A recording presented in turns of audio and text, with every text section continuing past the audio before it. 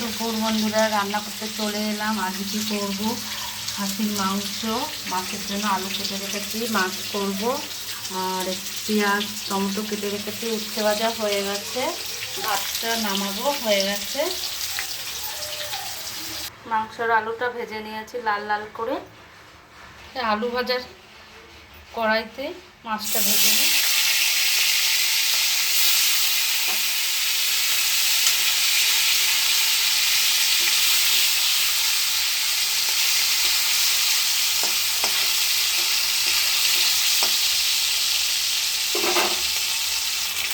মাছটা উল্টে দিয়েছি। ওই শাশুড়ি মায়ের জন্য 2 পিস মাছ এনেছে। অল্প পেঁয়াজ কুচি, টমেটো কুচি আর জিরে ফোড়ন দিয়েছি। একটু হালকা ভাজা ভাজা হলেই আলুটা দিয়ে দেব।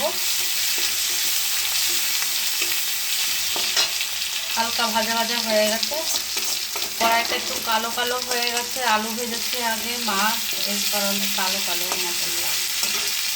আলুটা দিয়ে দিই।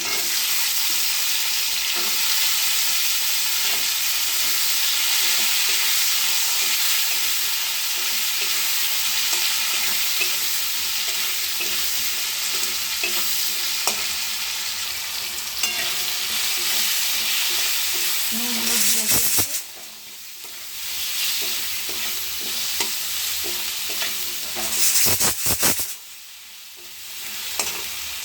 বাটনাটা দিয়ে দিয়েছি।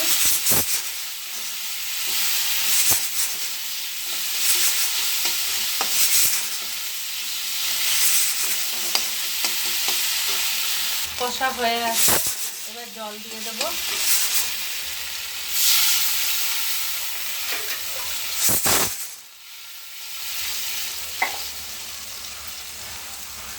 জিরে তেজপাতা দিয়ে দিয়েছি। মটন রান্না করবো।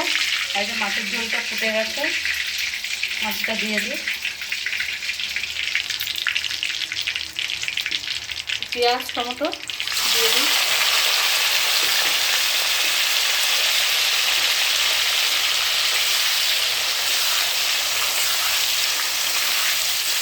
আধ ভাজা হয়ে গেলে মশলাটা দিয়ে দেবো।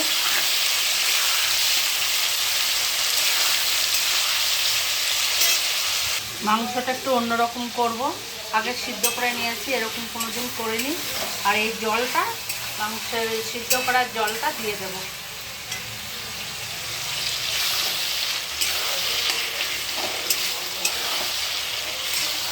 যে মাংসটা কড়াইতে করবো বলেই আগে সিদ্ধ করে নিয়েছি, প্রেসারে দেবো না। পেঁয়াজটা মোটামুটি ভাজা হয়ে গেছে, এবার বাটনাটা দিয়ে দেবো।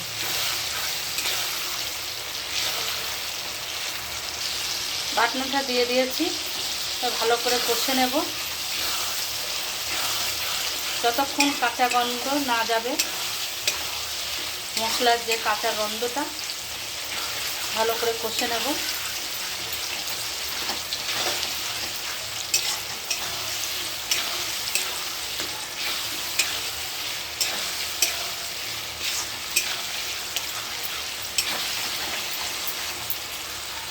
সুন্দর কষাটা হয়ে গেছে, তেল ছেড়ে আসছে। এবার এই মাংসটা, সিদ্ধ করা মাংসটা দিয়ে দেবো। এই ফার্স্ট এরকমভাবে করছি, ভালো করে কষে নিতে হবে। কষা হয়ে গেছে, এবার জল দিয়ে দেবো।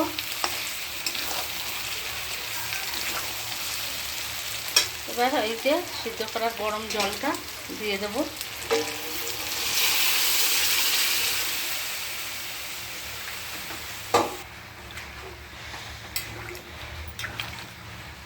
ঝোলটা ফুটলেই আলুটা দিয়ে দেবো, ভাজা আলুগুলো দিয়ে দেবো।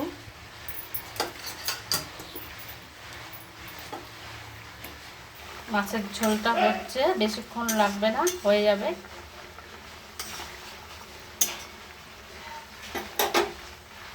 মাংসের ঝোলটা হচ্ছে, আলু সিদ্ধ হওয়ার মতন জল দিয়েছি। মাছের ঝোলটা হয়ে গেছে, মাংসটা হচ্ছে। আলু সিদ্ধ হয়ে গেছে, আর একটু হবে,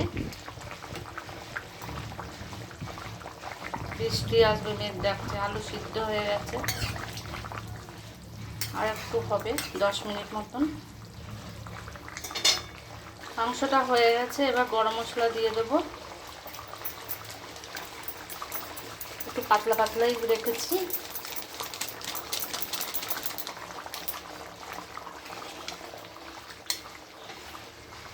হয়ে গেছে, কত সুন্দর হয়েছে, দারুণ কালারটা এসেছে।